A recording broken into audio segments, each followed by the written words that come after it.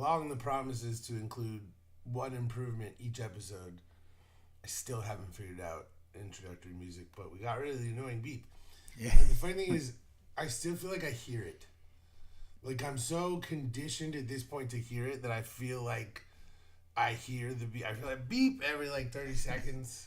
And that in and of itself is making me just a little bit insane because I feel as though the beep is still there. Like, it's conditioned. Like, despite the fact that we have gotten rid of it, I have been Pavloved into expecting it. And now I don't know how long it's going to, take me to get over it. But this is Sunday Night Suns on a Saturday night, as we do sometimes when life situations dictate. I am my man. Oh, I'm the butt doctor with my man Keith Strader. What's up, Keith? How you doing tonight? Good. Hey, we're on a 3-game winning streak. I like it. Yeah, that's always the best way to do things. Whenever we, can come on here when it's actually been a good week of Suns basketball, because the last couple of weeks have been rough. Yeah, it started bad. It got really good for a while. Now it's been hard again, but it's been okay. Yeah, and the last, this back-to-back was great. We went out and took care of business. It's a bad team, and we should beat bad teams. Not that they've been playing well, actually. I mean, we've been in control of our basketball lives for 16 years now. It's one of those things where, with the Pelicans, it's like winning is fine. Like, I would hate losing those games more than I care about winning them. It's like, we were supposed to win. We're supposed to win both ends of a back-to-back. I don't care that it's a back-to-back. You should smash that team. We did. We didn't even have, great performances. And we still got the job done. And so, without even discussing the much more important game, which was better, which we'll really, really go into, this is exactly what I expected. And this is the one thing, is that we've reached a point where you can expect the Suns to win certain games, and they're going to. Which is just, again, a place that we were not at over the last few years of the Kevin Durant era, really in any way. Like, there were just so many situations where things should have gone another way because we were playing a garbage team and we just were not able to get the job done. And there were so many different letdowns, and I just, nothing about this back-to-back was a letdown for me. No, the only thing that could be let down is if Mark gets suspended, and, but... Well, let's just go into that real quick. I got the photo right here. Mark Williams swung on Jose Alvarado, which, again, Mark Williams for MVP, put him in the Suns Ring of Honor. I love Mark Williams so much for... I hate Jose Alvarado. I just do. I've always hated him since that series against the Pelicans a few years ago. Yeah, same here. And so anyone who will punch that dude is my kind of guy. And it's like, if he does get suspended, which I think they're probably both going to get suspended one game. Mm-hmm. And if that does happen, I'm just like, the Suns need to put him up in the best suite. Yeah. They need to give him all of, whatever dinner credits or whatever. Yeah. Get him a Rolls Royce for the day. Yeah. Because he swung on public enemy number 1 in Phoenix, and that's how you do it. You protect your guys. Fuck Jose Alvarado. I can't stand this guy. He plays dirty. He trips dudes. He's how I feel about him is how I used to feel about Grayson Allen before Grayson Allen got here. Yeah.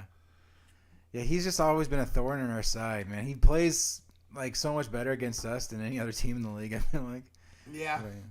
He does have the Pelicans in general, and it's funny because we've stopped them mostly this year. In almost every minute of basketball, it's been, I went to the one game that was devastating that we've discussed, and now these two, we've pretty much destroyed them in every minute of basketball, and it's very interesting to see they were, there was a couple years ago where, remember there was the game where they were up by 20 and Zion dunked at the end. And pissed off a couple of us, and it was a whole thing. And then the Pelicans were number 2, and everyone was like, well, the Pelicans are the 2 seed, they're on the rise. And now here we are. And the thing is Zion is playing. Yeah. And it's still this. He's never, Is there he's coming off the bench because he was hurt, or I'm not really familiar with what's going on. He's always hurt. So, okay. It's always a situation where, he's just never going to be, he's never going to play 82 games. He's probably going to never play 60 games. This dude should probably play like every other game. That should be like the plan. Mm-hmm. And you should play him like 25 minutes and just appreciate those 25 minutes because he's played like 65 games like one time. Mm-hmm. Like Zion is never going to be what anyone thought he was going to be. He's just not. He's not that guy. And by the way, like most dudes can't be that. So it's not like a knock on Zion Williamson or hating on him. It's just that unfortunately, when you're slated to be the best ever, the likelihood of that occurring is so low. Yeah. Yeah, but like you said, he's good when he's out there. He's good when he's out there, but they're still losing. Yeah. And at this point, it's like, what is even... I mean, the opportunity to trade him for something passed a long time ago. Mm-hmm. So, the idea that they're going to get some, incredible trade return, that's over. Yeah. And I don't... It feels to me like you just let the contract run out, let him move on. I think the Pelicans fans are over with them, Yeah, I mean, they don't even, and they're all 6 Pelicans fans. It's like, who cares, it's whatever. And so I do think that there's a little bit of like, he was the number 1 overall pick, and it's so hard to give up on that, and I understand that, but it's like at a certain point, dude, like, let's move on. Let's cut our losses and move on from this thing. So, regardless, as far as the games themselves went, I mean, again, generally very, very dominant, from the Suns in all respect. I'm curious what your, what takeaways did you have? Like, just anything that stuck out to you before we start, like, diving into the highlights that we have and stuff. I'm just curious, like, what off the top of your mind you thought watching the games. The last 3 games we have excelled in scoring in the paint. Like we were talking about in our last episode, it'd be awesome if like Mark Williams could start being like that center. And I think since that game, he's got like 20 points a game or something. Like, and we won all 3 of them. So, if we can get that development going the rest of the year, that'd be sweet for us. Like, I think we start winning games like on the regular. Yeah, and I mean, you look at this. We shot this game tonight. 45% from the field and 45% from 3. Those are winning numbers. Yeah. Now, 68% from the line. Those are not winning numbers. But yeah, we've been bad from the line this year. Yeah, but I mean, here again, 44 points in the paint. Very good. We gave up more actually. But the thing is, it's not shocking the Pelicans score a lot in the paint because like that's where Zion does all of his scoring. Yeah. Derek Queen, has been good getting to the rim. Trey Murphy, Herb Jones, like they can get to the rack. That's kind of one thing they can do, but they also let us get to the rack, and we bagged a bunch of threes. We bagged 11 more threes than them, and that's a big difference in this game. But I think also another number that backs up what you're talking about is 22 offensive rebounds. Yeah. In this game, that means you're living at the rim. Mm-hmm. And like you said, like not only is that getting to the rim, but staying at the rim and crashing after being there. Yes. Yeah, I heard Goodwin talk about that. That's kind of their strategy. They just crash. They're like, hey, what's the strategy you have for attacking a rebound? He's like, you know what? I just run and hope. If I put myself there, we're more likely to get one. Yeah, and the interesting thing is you look at these numbers in this game. Like the Pelicans actually played a decent game. Like they shot only 43% from the field and only 33% from 3, and that's probably what lost them the game. But like, look at this, 88% from the line. That's good. They had fewer assists, but they had more points off turnovers. They had more points in the paint. I mean, they actually played a pretty decent game and kept it fairly close. The fact that this was a 9-point game, like there was a point where it was 97, 94. Like it was a 3-point game before the Suns kind of blew it back open. But the Pelicans kept coming back in this one. I respected them more in this game than in the night before. Like they actually... I thought last night's was kind of a closer game. That's interesting, but yeah. Well, I'm not saying last night's was closer. I said I respected the Pelicans more. Okay, that's fair. Yeah. Those are very different things. That's true. I respected the way the Pelicans played today. I felt that even though the refereeing, the refs always suck against us. Yeah. I just feel like that is what it is. But no, I just felt like I respected the way the Pelicans played. I mean, yeah, last night was closer, but there just was so much Like, again, we can look at those too. Like, it's a very, again, they had 66 points in the paint, so they did that again. But it's like they shot 42 free throws to 25 free throws for us. We only shoot 8 of 40 from 3. Mm-hmm. It's just a weird fucking game, and it was just ugly. What do you think? Well, I think you're right. It was that's where they lost. Is they got 42 free throws. They only made 25 of them. Yeah. And I think that's basically where they lost the game. Because look at that. We attempted 25 free throws, and they made 25. Yeah. But they left 17 points on the court. Yeah. And they lost by 7. Yeah. I mean, otherwise, they play great. I mean, not great, but, I mean, they played well enough to beat us had they hit their free throws. Yeah. I just felt like there were a lot of bullshit foul calls in this game. Yeah. And they let us play tonight, which I like. Yeah. And there were a couple of, garbage calls tonight, but it was like, I don't know. I felt more like, I don't know. This game just felt like bullshit to me, just with the number of calls. You look at the free throw disparity, you watch the way things are going, and I get frustrated in games like this, and I don't, it's one of those things. When I have Chris Paul, and he's pulling the rip through and getting fouls, I'm like, yeah. But when I'm watching other teams exploiting free throw stuff, it pisses me off. So it's like, I know, again, for my team, I'm like, train, seal, yay, good job.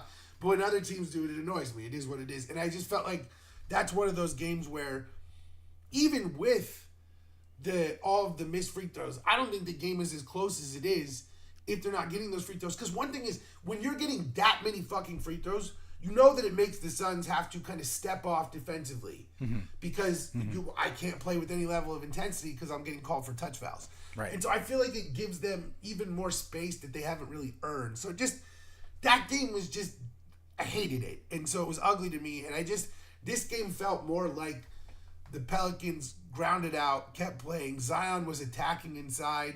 Zion threw a couple of really nice passes. I will say that, like, there were a couple of really nice fucking passes by Zion in this game. So, like, I just felt like they were a little scrappier this game, not relying on trying to draw fouls. Yeah. Like, there was just a little bit more. The Pelicans looked like they cared more in this game to me than in most games I've seen them play this season. Like, it looked like legitimate effort in this game. Whether or not that's true, how many Pelicans games have I watched? This team just looked like they actually gave a shit and were not benefiting from something that they were exploiting. They were moving, cutting, trying. Yeah. So I just respected the Pelicans this game a little bit more. That's where it was for me. That makes sense what you're saying, because maybe, that's kind of where the frustration of Alvarado came through, is we were affecting them.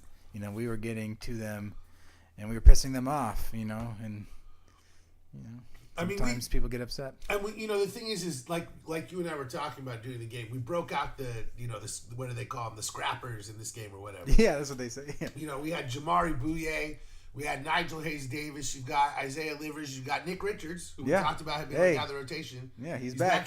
We got it only took Mark Williams punching someone. What is it? Hey, listen. If one of our other guys punches someone, you're right in there. Yeah. As a player, you're like hoping. You're like, all right. You're on the bench. You're like, all right, listen. I need you to throw a punch. You know what I'm saying? Like, I don't even know what the... God, that's funny. But yeah, dude, like Jamari Bouye, he did his damn thing. Yeah, dude. And Bouye, I love him, man. Yeah, and again, that was I think I was pronouncing his name Jamboree or something, because I see his name and I thought like Jamboree. I went white person with it. It was very terrible. So my bad to Jamari Bouye. Not that if he ever saw this and he was like, "You got my name wrong," I'd be like, "But in a later episode, I did not." By the way, is this thing that we just did the thing that Puka Nacua got in trouble for? Is this? No, this is like I'm hungry. Okay, like, I don't know. He did some hands gesture that they got in trouble for, and I just realized. I hope I did not do so. I'm sorry if I just said something. Well, I didn't. I thought about it after the fact. Unless this has been co-opted. Has this been co-opted? I don't know. I don't know it, but that's what I'm saying. It may have been. Yeah, I hope not. So if it has been, I literally didn't. I just remember Puka Nacua got in trouble for doing some. I don't know. I think he was cursing Jewish people while he did it. Right, but there was some sort of white supremacist implication in the gesture. And the guy who taught him that is an asshole streamer. I don't want to affiliate us with that person. Our bad. In the event that what we just did was, I don't know. Yeah. This is live show. You got to talk about those things. Yeah, I'm gonna say no. That we're good. Okay. Well, but in case. Yeah. My bad. Jamari Bouye is awesome, and Nigel Hayes Davis had a couple of plays.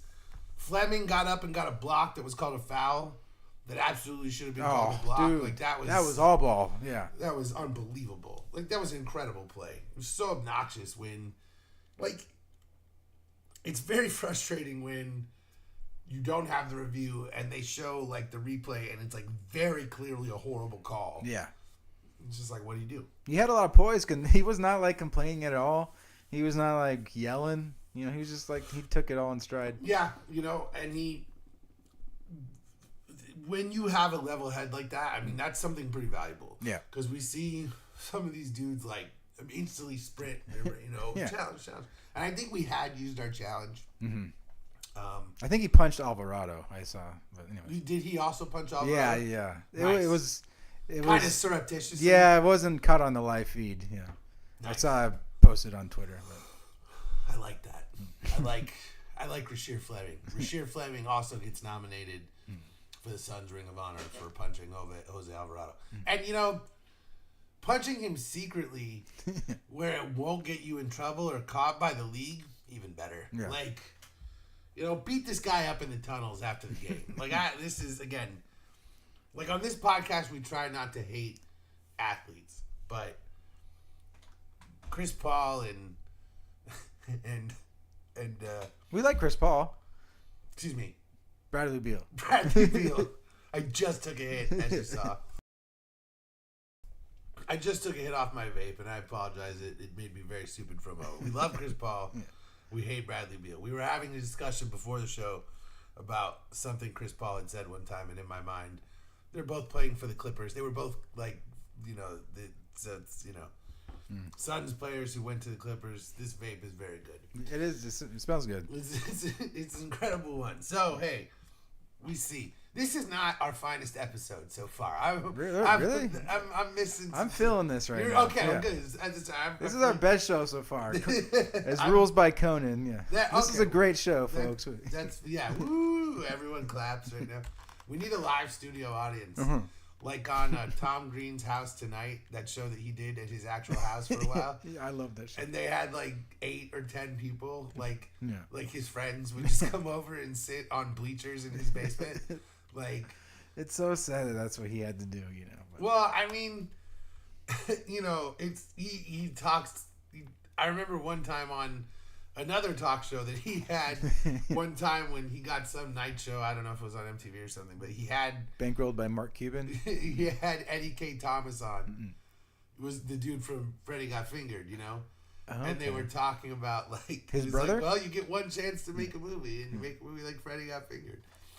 And anyway, that is way off topic for Sunday Night Suns. For Freddie, FGF is not SNS. So. No. But we do support comedy. Yeah, we support comedy. We're comedy people. If we support the comedy troops. Yeah, all the troops. Yeah, both sides. Both sides of the comedy troops is the joke that I'm making. Yeah, we like the Louis C.K.'s and the Tom Greens. Well, Louis C.K. is in trouble. Well, I guess he's back. I don't like what Louis C.K. did. Yeah. That was horrible. Let's remember that Louis C.K. is, I'm just joking anyway. this is not going well. Yeah. So, this is how we get viewers. Yeah. Is just say really controversial things, and then someone randomly clicking will see it and be like, this is wrong, and click it on TikTok. Watch this video. Yeah, watch this video of this asshole saying... If you hate Louis C.K., watch this. Okay. Well, now that we're going to hell, let's look at some highlights, because we can. Yeah.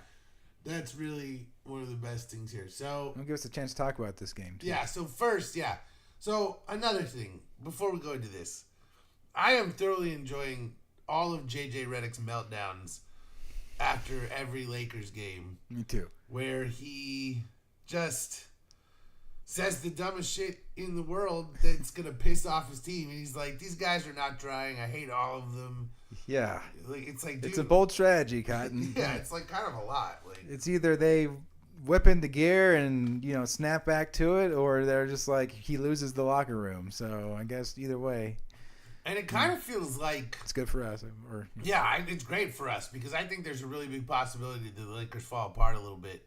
And the thing is he's not even wrong because their dudes don't try. Like for one of the main dudes who was their like banshee movement last year, who was trying so hard, was fucking Jordan Goodwin, who's now doing that shit for the Suns. And as I was saying to you earlier today, the guys who I think have made the biggest impact on the Suns in forever, as good as Gillespie has been, it's Brooks and it's Goodwin. And it's not because, like, statistically whatever, it's because they get everyone around them to play 100% harder than they normally would. Everyone's playing with just so much more pace, so much more fervor. I'm diving for every loose ball.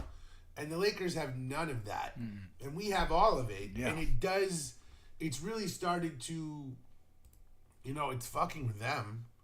For sure. And let's look at what we got. yeah.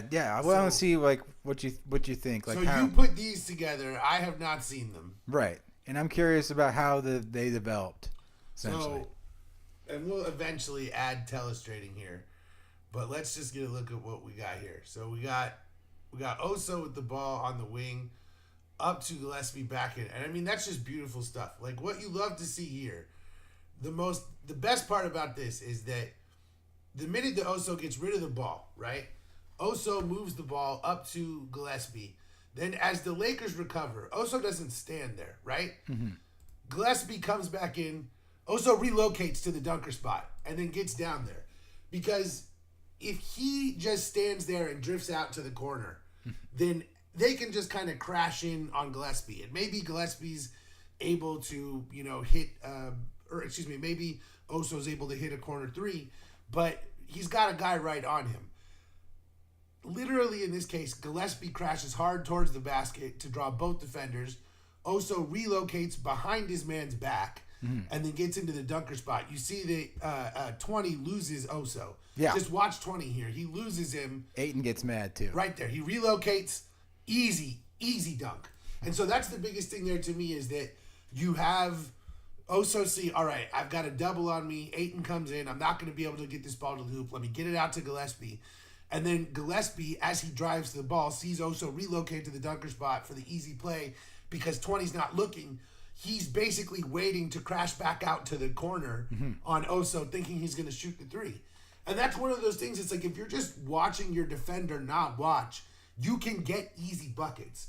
It's like an option route in the NFL, right? Like if the corner's way back, I can, pull up for the easy hook route. Like, it's those sorts of things that, and when you have heady players like Gillespie and Oso Ighodaro, who are not necessarily the most athletic, most talented dudes in history, but who just understand how to play basketball a little bit and will make the extra cut, make the extra move, that turns into an easy basket rather than Gillespie having to shoot a layup against two defenders. Yes, yeah.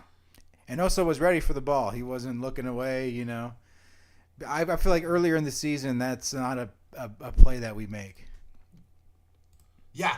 And, the other thing is that Oso has been so much better offensively lately. Like, I know that he's been better. He was better kind of defensively to start the season. But in the last few games, we've been talking about the dunks and the dunks and the dunks. And so I really do think that he is finding his place. And again, like I've said a bunch of times, like he's kind of like a poor man's Draymond Green, but offensively he's way more effective than Draymond ever was around the rim because just honestly he's more athletic and he's got longer arms. He's a little bit bigger. Well, he might not have longer arms. Draymond has super long arms, but he's taller. And he's got more hops than I realized. Dude, me too. He's surprising me. Yeah, he's been really good. But yeah, the biggest thing to me here is just Gillespie and Oso working the ball back and forth. That's an easy way to get that bucket. And the funny thing is that, Ayton isn't the one who blew that defensive coverage. That's the really funny part. Because we expect Ayton to be the one to blow the defensive coverage. So here again, we got Oso. Let's see what we got.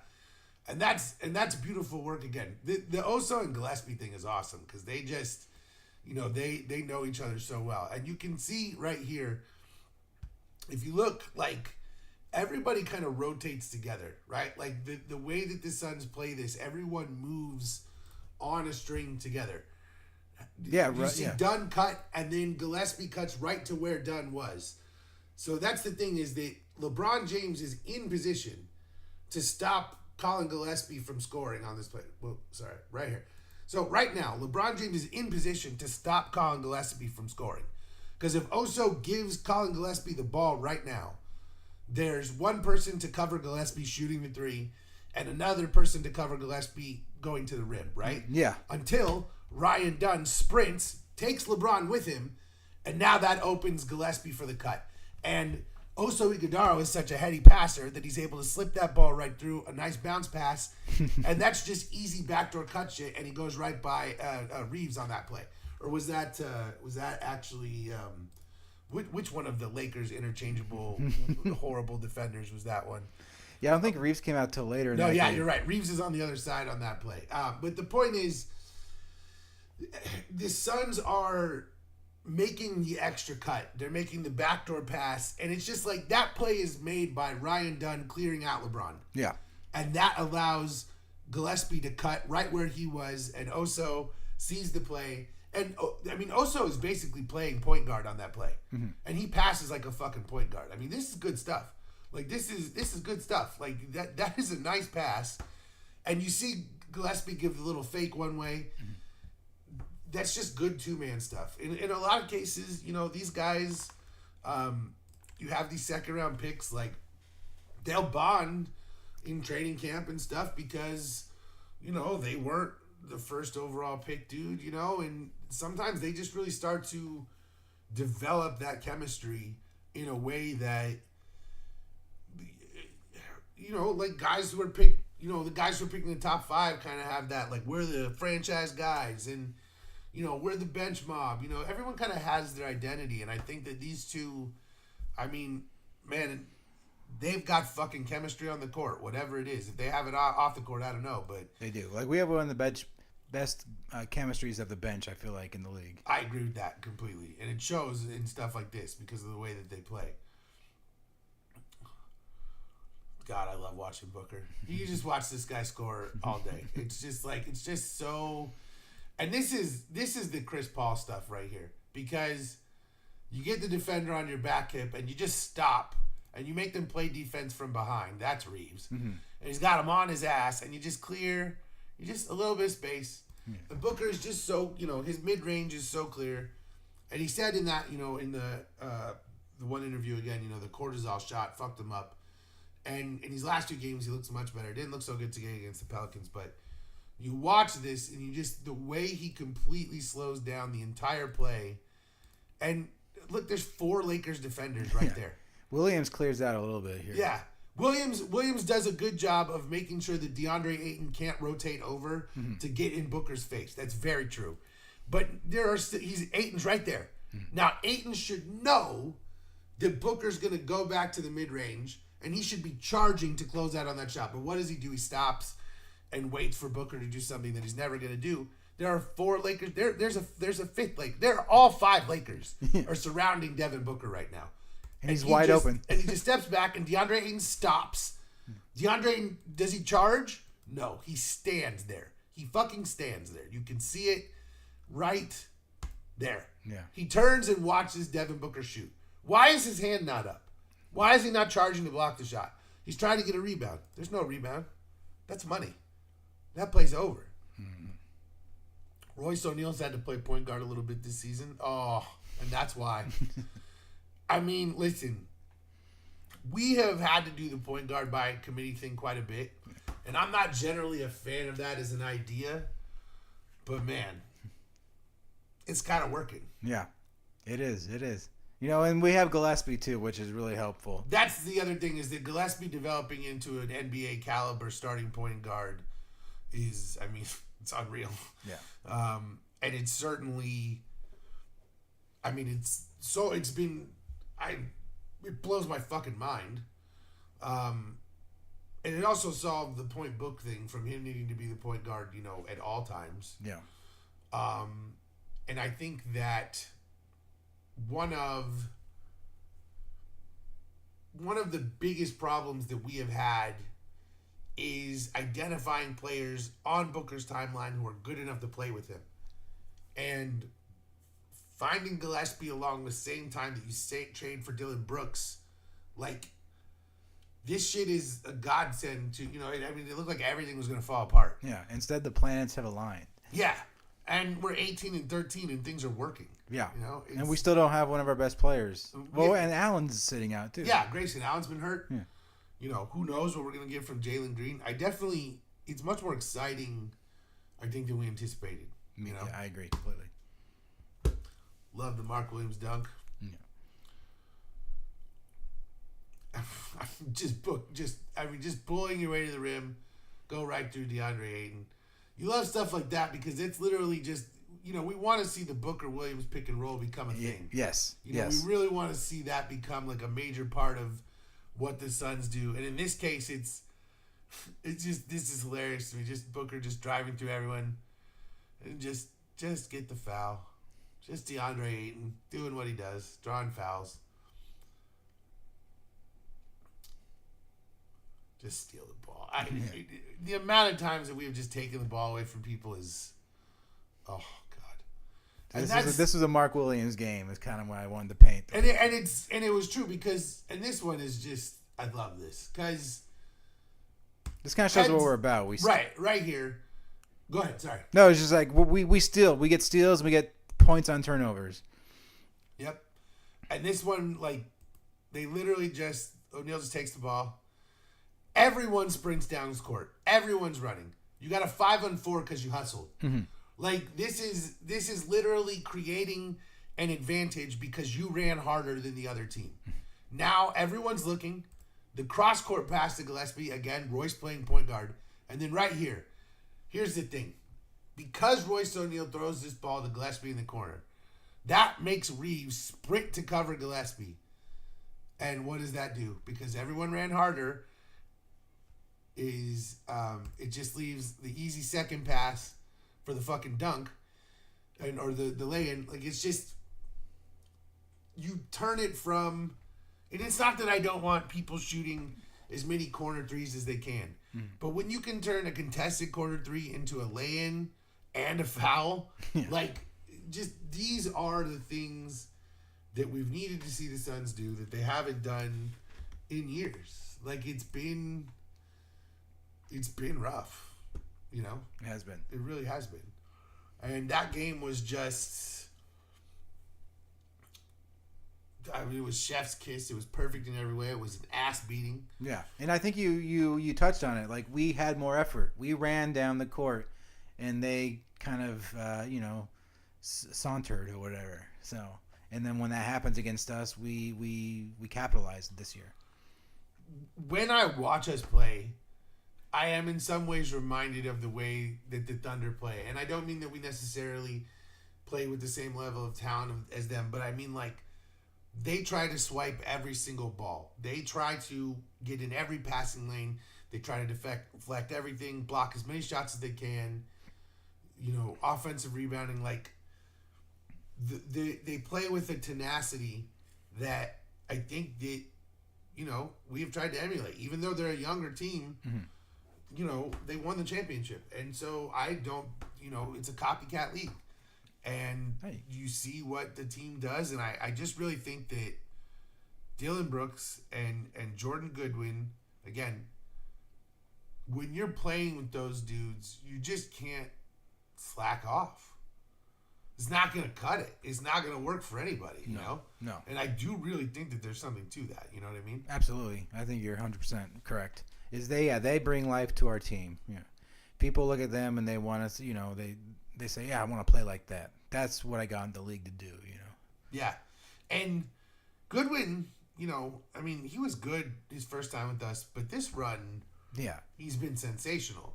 Yeah. And like we were talking earlier, I do think that, it's possible. You went to the Lakers, you spend some time working out with LeBron, you see what work ethic the legend has. And I'm not saying that Devin Booker doesn't have the same work ethic. I'm just saying that, Goodwin, has taken positives from everywhere that he's gone. And this year, I think that Jordan Ott has really encouraged him to play his way. Yeah. And I think that, I don't think anyone asks him to do anything that he doesn't want to do. Because they're not trying to play him like a traditional point guard. They're not trying to play him out of position. They let him attack the rim, attack for offensive rebounds, shoot when he's open, but not so much that, he's having to take shots he's uncomfortable with. I think that Jordan Ott has done a good job of letting these guys be themselves. And I know that that's a bit of a cliche, but I honestly think it's really fucking important.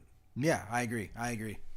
Yeah, Ott said something to the effect as, we're going to find out what our players are good at and use them doing that thing. Yeah. And I think it's working out really well. And he, he's very, direct about that stuff. He said in the post-game tonight, he's like, we didn't have as many fouls tonight, so they didn't have as many free throws, and that was helpful to us. He's like, some nights you're going to have more fouls, some nights you're going to have less. He was very practical about it. It wasn't a hating on the refs thing at all. It was just literally some nights you'll have more fouls, other nights you will not. What we've got to do is I got to be honest, dude, I think he should be in the Coach of the Year running, but I do not want him to win it. Right. Because you always get fired when you win. You get fired immediately when you win Coach of the Year. Yeah. So the expectations go too high. Yeah. I do not want him to win. Yeah. But I think that he's doing an insane job. Yeah. Nobody expected this team to be 18-13. There were people who thought we wouldn't win 18 games. ESPN. There you go. He goddamn right. Yeah. And listen, I thought it was, here we go with the Michigan State Mafia all over again. Same here, They've done their job. Yeah. And, I do think it's possible that Ishbia learned some lessons, and in his second round of doing this stuff, he's going to do a better job. Yeah. New owner syndrome, it's a real thing. They come in, I'm going to run this like a business. They screw it up. It happens. So now you pick up the pieces, you figure out the best way back, you get out of the Beal thing, and suddenly, what if the Lakers fall apart? What if we're a top 6 seed? You can start to figure things out. And again, the Bradley Beal dead money is always going to be a problem through the rest of Devin Booker's career in Phoenix. Maybe not the last few years, but through his prime, it's going to be a problem. We know this. But, if having spent the most money on your team or having the most expensive roster was requisite for winning a championship, then the Blazers would have 5 championships in the Dame Lillard era because they were a top 3 payroll many times. And, we know that they never really came close. So you just got to be fucking crafty. Yeah. It is what it is, and you got to find ways. And you can say to players, listen, I have this dead money. Unfortunately, I have to come under these contracts. I am sorry. And some of them won't take it and they'll leave. But some of them will say, it's not my fault that you have that dead money, but I still want to be here so bad that I understand. And you guys can go get me a Kawhi Leonard style advertising deal to make sure that I make up the money or what. I'm just kidding. But we've never really talked about that on this show, but I think at this point we know that capture convention happens and you just need to be smarter about it, apparently, if you're these organizations. Yeah. But truly, they've done an incredible job. They have. And it's been a much more fun season than we thought. So let's watch these Pelicans highlights. Yeah, there's a little bit more here, so I don't know if you want to. Let's do it. So we'll start here. We got Gillespie on the high pick and roll to Booker coming off. Oh, wow. Yeah. I mean, again, and this is just horrendous Pelicans defense on top of it. What I love here is Williams sets the screen for Gillespie, then goes and sets another screen for Booker. Yeah. So you do kind of the you do the high pick and roll, and then you go set the side pick immediately, and that gets Book clear, and then just amazingly they don't cover Williams, and they go in for the double on Book, and just oh god, and that's just the amazing part is they got him right here. And 11 just sprints away to go cover Brooks, and he just leaves. Why? Yeah. I don't know. He just leaves Williams wide open under. You're sprinting off a 7-foot center to cover Dylan Brooks at the 3-point line. Like, look, he's literally in front of him right here. Then he leaves. I mean, he thought Devin was going to pass the Brooks. Is what it looks like. And it's also possible that he thought that his man was gonna, or the man above him was gonna come out and cover on Brooks, but I mean, just horrible defense by the Pelicans. And I mean, the one thing they did right is they get the double on Booker, and he just splits it, and boom, just because Booker's better than every single player on the Pelicans, and it's gonna be pure dominance. But that one was honestly pretty funny. That was pretty hilarious. Ryan Dunn bringing it up. Interesting. 0-on-0 crime with Royce. Oh, God. Again, the Pelicans need to learn that you just don't abandon the man under the hoop. Because here again, you've got Iguodala underneath. He's wide open here. So it's stupid that you're already not guarding him. Then you've got him again. And so they just don't guard him. These guys suck. This is so far a masterclass on how you don't play defense. I just wanted to get a Fleming highlight in there. Gotta love Rashid Fleming. That's a beautiful one.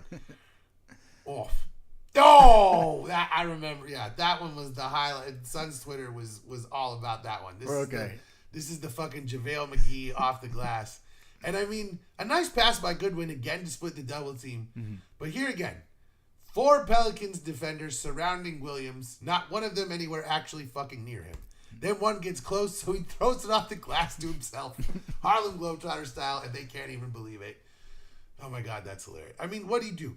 You just walk down the lane. These guys can't play defense. This is truly, truly special. This is what I'm saying too. By the way, when I said I respected the way that the Pelicans played the second game more, this game was so horrendous on defense, and not that they were better today, but they looked like they cared more, even though they gave up more points. Like, the number of possessions like this in this game where we just, like, walked to the basket was just like, oh, my God, dude. These guys, these are not my kind of guys. Oh, God. All right. Dude, Gillespie wide open. Easy stuff. Here, I mean, they give Goodwin so much room to operate. Booker comes off another screen. Let me guess. Is there going to be an easy dunk? Yeah, okay. Easy lay-in. I mean, these guys can't rotate. They don't know how to cover. And we are just at the level. I mean, again, the Oso Iguodala dunks are beautiful. But right here, Suns basketball, when we went to the finals, was, well, let's go back a little bit further. In the Nash and Amari era, was just Nash and Amari pick and roll. Nash and Amari pick and roll. Nash and Amari pick and roll. And if it didn't work, Nash would circle out and find a shooter or, get a shot himself. But it was just one play. And there were some variations of it, but that's what we did. In the NBA championship year, listen, I don't give a fuck what anyone says about whatever. That is some of the best pick and roll basketball you will ever see. Like, that is Chris Paul at his height. I don't care what he did when he was younger, when he was dunking on people, whatever. What the Suns did on pick and roll in that playoff run, it's some of the best pick and roll basketball you will ever see. And Booker did it too. Just the way that every single action leads to Mikal Bridges in the corner, Cam Johnson's dunking. Every single thing is built off. And it's Ayton's greatest performance ever. He's setting actual brick screens. He's rolling hard to the hoop. Every single thing there is beautiful. And it looks nothing like this.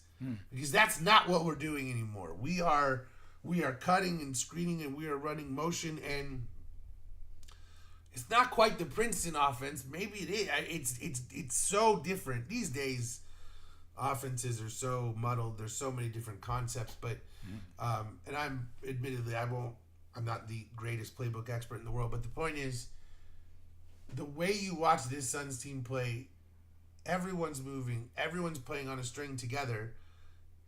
Yeah. Like in those pick and roll seasons, but it's a motion offense instead of a more heliocentric offense around the point guard.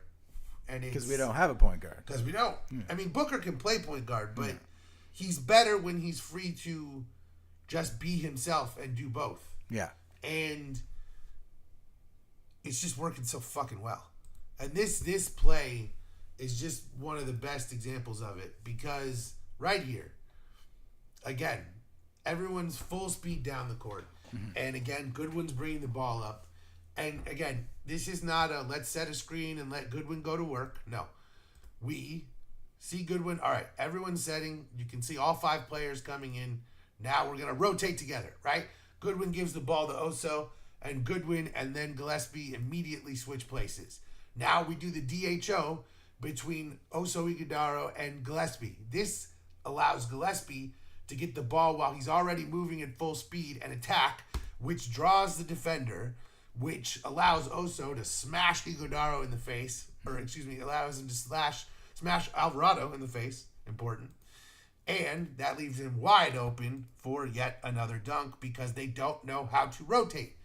And this is the most beautiful thing about all this. And I can't wait till we got to get telestration. When I can draw, it'll be even better. But you can see how, look at where everyone is at the start of this play, right? Right now, or is this That's the one this before. is the previous play. Sorry, I went back too far. Let's just watch Booker be awesome yet again. You can't get enough of it. But right here, you look at where everyone is when this play gets started, right? Mm-hmm. And then now we've got a handoff. And now you've got 3 guys who have already rotated positions, and we're back there. 2 guys standing in the corner, sure. But the 3 dudes at the top, weaving, constantly flexing triangle, just confused the Pelicans into having no fucking clue what to do. And this is the stuff that you never would have seen years ago, during the Jeff Hornacek years when, everything was, there was no pick and roll and it was just like a bunch of isolation and dudes just dribble around. It was horrible. And what we have now is... That year when we had like 3-point guards. Oh, yeah. God. It's like the worst year of my life, dude. Oh, I think about it sometimes. And now, I don't know why, we've lost our window. What's happened? Technical issues. This next one coming up is when we're down 5 in the 4th. That's like the furthest we've got behind, I feel like. Well, let's fix our technical issues. Yeah. There we are. We figured out a way. Yeah. So, a beautiful slam. Yeah. Yet again. And and it just shows the development of Ighodaro. Ighodaro is he would be up for, like, I would say he's the most improved player on the team if Gillespie hadn't come out of nowhere. Dude, to real. like Oso has always shown a little bit of this stuff. Mm-hmm. But it needed to be crafted and honed. But Gillespie, again, like that dude was on he was with like McHale at Villanova, so that's like a long time ago. So as you said, down 5 in the 4th. We got Gillespie over to Brooks. Brooks on the wing. Oh, God. I love when Brooks does this because here's the thing. We know right now that right here we know that Dylan is going to shoot this ball. Yeah. Because he does not even have the ball yet. He doesn't pass. He does not have it yet. But Gillespie is looking right at him, and Brooks is already in the shooting motion here in the corner. He's like, I am going to shoot this ball. But when 41, who I believe is Sadiq Bey, comes out to cover him, he's like, all right, I don't have the wide open 3. And this is what I have loved from Dylan Brooks this season, is that he has gone to this mid-range work, and his midi is just so much more reliable than his 3-point shot. And you'll also see, one thing that I find really interesting about Brooks this year is right here, when he does this fadeaway, look at the arc on that shot. Mm-hmm. That is significantly different from what you see on his 3-point shot. And he is really, really come along as a mid-range shooter and, kind of mid-tier post player. And it has opened up so much in his game because he can go to that a couple of times, then attack the rim, then shoot a three. And that's why he's averaging, 22 a game, because he has expanded his bag in a way that, again, nobody saw coming. So many dudes have done that. And I believe that, Jordan Knott says, I believe in you. Yeah. And it takes these guys to a new level. And he's clutch, man. This is the fourth quarter. We're down 5, and he, it's an ISO, and he nails it, There have been so many games this season where he's done something huge, whether it was a rebound, a steal, a shot. He has been awesome. And, of course, he's also headbutted LeBron. Yeah, he punched Curry in the stomach. He's done a bunch of shit. But he's done some soul searching. Yeah, he's done some soul searching. And then he came out and headbutted LeBron again, I think. Oh, was that after I don't know. It sounded funny, though. But listen, I love Dylan Brooks. Yeah. He's one of those dudes, you hate him on any other team, you love him on your team. Yeah. But I want to get a DB chain, and I want this dude to retire, son. I love him. Yeah, me too. He's the best. We got one left on this one. Let's see what we got. There's here. a couple more, maybe. We got Book. Ooh.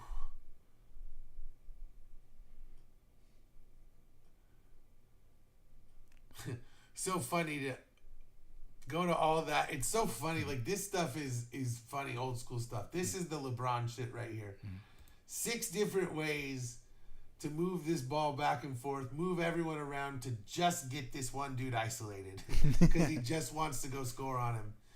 And you move everyone around to get the exact look that you want, and that's classic. That's classic stuff. Oh, man. And that's how you put a capper on a game. Yeah. And, again, it's just the Pelicans' defense is truly horrible, but the Suns also knew how to exploit it. Mm-hmm. And that's what you're looking to do. It comes with the effort. You know, it's because we're willing to run down the court to get to that position, like you were saying earlier. And I did feel like in this game, there were a lot fewer of those wide open dunks. Tonight, there was a lot more there were a lot of clutch shots. Booker hit a 3 late. Mm-hmm. There was kind of a lot of stuff that went on. And you know what? What the hell? Let's dive in another time here. Yeah. And let's get a look at let me actually get a look at the darkness. But we can just look at, the highlights from this one because, and, we haven't seen this one either, so we'll just work with it as we go. But, I felt like even though the Pelicans defense was still horrible, it wasn't, eye test looked like more effort to me. Maybe we'll see different in the highlights here. Yeah, let's go inside the Smoothie King arena. Yeah, let's go in again. Smoothie King Arena. What a center, but yeah. What a Derek Queen. Who's almost played more games than Williamson. Yeah, dude. I mean, honestly, this kid can play though. I like him. He looks really good when I saw him, and he's only grown since then. Mm-hmm. All right, well, let's just start it out. Let's just call this thing as we see it. It's Gillespie. No high pick and rolls coming. Just letting the ISO go with Booker, and then a foul. Yeah, just ended. Was that the highlight? That was cool. Good highlight, guys. Thanks, NBA. Oh. To a jumper. These are, I think that's their rookie fears. Okay. It was, fine. And again, see, there's a lot of stuff like this in this game. Just like Brooks hitting an ugly mid-range shot that just a difficult shot. And here's the thing about Queen is, he's like a mini Jokic, just the way he kind of does a little bit of everything. I'm not saying he's Jokic, but yeah, it's going to be interesting to see how he grows in New Orleans. Book didn't have a great night. Only had 20. Couple of misses there. Yeah, just felt like a highlight the other way off the Booker miss. That's obnoxious. Yeah. But here again, there's a lot of threes in this game. We won this game really from the outside. It's very interesting. There's an example of an easy dunk. But again, that's a little bit of a chaos off an offensive rebound. Those two have great chemistry. They really do. And you love the way that, they keep attacking. Oh God. Yeah. I love Iguodala. Beautiful cut on that one. No breaks, yeah. Yeah. But there's at least a Pelicans player they're defending. They gave it more effort today. I really do think so. And again, that right there is a nice play by the Pelicans to get the open corner 3. when we fuck up a rotation. Mm-hmm. And I mean, even here, there's a lot more contested shots in this game, and we are making them. But this was a better effort defensively from the Pelicans because you can see that they're in better, but they clearly watched the film from the other night and were frustrated with it because at least here they're late on rotations, but they're making them. The night before they weren't even making them, and there is something to like. Again, you've got to try. You know, the level of try hard with the Pelicans has just been so low, and you know, so to see them put in more. And then we still kick their ass. You gotta love it. Yeah, and it's good for us. Like we want to be able to play, you know, teams that are, you know, operating in a high capacity. We don't want to just play bad teams and not get better. Yeah, even if we're playing bad teams, we want you to give us your best shot. Like that's a pull-up triple from Royce in transition. Dude, that's just. Royce is back a little bit these last few games. He really has been. And that's Zion. That's classic Zion. Just spin right through to the rim. We don't really have an answer for Zion. Never have. No one does. When he's on, you know, there's the midi again for Brooks. Whew. There you go. I mean, that it's just you gotta want it. You know? Boo, Alvarado. He always makes so. Someone many punched that guy. us. Yeah. Wait, what'd you say? I said he always makes so many threes against us, but yeah, that's coming. Somebody punched that guy. Zion, he gets so many offensive rebounds against us. It's so annoying, dude. Rasheer Fleming. Oop, nope. Goodwin. Whoa. Nope. Williams. There you go. And we keep at it, you know. You never know who the highlight is for until the ball goes through. That's true. That's where half of our offensive rebounds came from. Classic Zion. Get the ball on the move in the lane and just put it right up. Zion played point guard a good amount in this game too. There's some really nice passes, honestly. Like, oh god. I mean, dude, when you see that, it's like, man, like he can just still explode to the basket. Like there's still something there. It's those OnlyFans girls, man. Just stop fucking them. Yeah. Oof. There you go. Gillespie he had 5 threes tonight. Did he? Oh my god, dude. Just continuing to be so effective. Oh god, I hate Alvarado. But you know, you could see Goodwin's effort right there, though. He didn't get to steal that time, but yeah, it's always you got to see it even when they fail. You know? Yeah. Oh god, that should have been a goaltend at the end of the first. I thought it was bullshit that it wasn't, but that was a nice play by Yves Misi. If it wasn't a goaltend. There again, 5 threes for Gillespie in this game. He's becoming like a really good shooter. Dude, he is. He's really starting to shoot a high volume of threes and make them. Here, I think is, oh god, dude. Oh, that's right. Oh man, I love Fears. I forgot he blocked that one. That was awesome. This guy again too. Hustle. Chase down every single ball that you can. That's how you win these games. There we go. I wonder if they're gonna show the Fleming bullshit, block call that was nonsense, dude. Iguodaro all the way to the rack. That was sick. Like him, the ball skills that he's showing this year, like again, and then Zion does the same thing on the other end. Like man, but like Iguodaro looked exactly like Zion on that one. Like. There's a lot of Suns fans that were cool on him in the beginning of the year. I'm wondering if they've changed their tune a little bit. Yeah, dude, Suns Reddit was wrong on Iguodaro. They've been assholes about him. They've been wrong this whole time. You know I've loved Iguodaro since Summer League. Yeah, me his too. First year. Dude, again, Gillespie is just, he's becoming a really good shooter. And no, I agree. Suns fans were way wrong on Iguodaro because they don't understand what he brings as an all-around player. It's funny to me that they hated Iguodaro, but they love Bouye. Yeah. It's like, dude... Bouye and Iguodaro are the same dude, just slightly different size. Like they're hard players at their position, yeah. Man, dude, Royce has been putting on some moves lately. That was not a good one, but his ball handling this year has been pretty damn good. I gotta be honest. I agree. I love that we have Royce, man. He's a veteran presence, and I just love he's not quite as gritty as Brooks and Gillespie and them, but I feel like he was kind of the middle piece between the stepping stone for that kind of play, because he was always showing effort. Yeah, and I do think that some of what happened the last couple of years sapped his energy a little bit. Beautiful shot, and because he's playing much better this year, I think that him and KD, I don't think. Oh my God, dude, Iguodaro and the dunks. Yeah, I love it. But I think him and KD don't have the best relationship dating back to Brooklyn, and I think some of that stuff is part of it. Now, I don't like how many highlights are they go score immediately after, so we got to work on that. Yeah. Yeah. Yeah. That's Derek Queen. That's the stuff right there. Is that he's got great footwork, gets all the way to the rack.